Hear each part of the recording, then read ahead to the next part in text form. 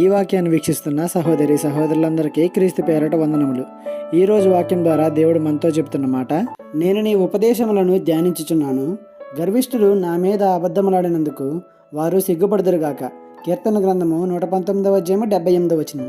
మన ఎదుగుదలను చూడలేక, మనకు దేవుడు అనుగ్రహించిన స్థితిని చూసి ఓర్వలేక కొంతమంది గర్విష్ఠులు మన మీద అబద్ధపు మాటలు పలుకుతారు.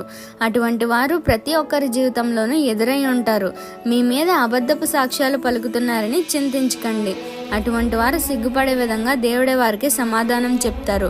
మనం వారికి సమాధానం చెబితే వారికి అంతగా బాధ కలగకపోవచ్చు, కానీ దేవుడు సమాధానం చెబితే మర్చిపోలేని దెబ్బ కొడతారు. మన పక్షాన వారితో పోరాడతారు. మరి ఆ విధంగా జరగాలంటే మనం దేవునితో గడపాలి, ఆయన ఉపదేశాలు ధ్యానించాలి.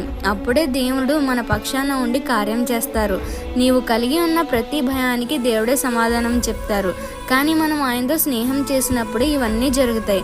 దేవుని వాక్యాన్ని ధ్యానించినప్పుడు ఆ వాక్యమే మనల్ని దేవునితో స్నేహ సంబంధంలోనికి నడిపిస్తుంది. మరి ఎప్పటి నుండైనా దేవుని సంబంధులుగా మారదామా? ఈ చిన్న సువార్త పరిచర్యలో మీ సహోదరులు. God bless you. ఆమేన్.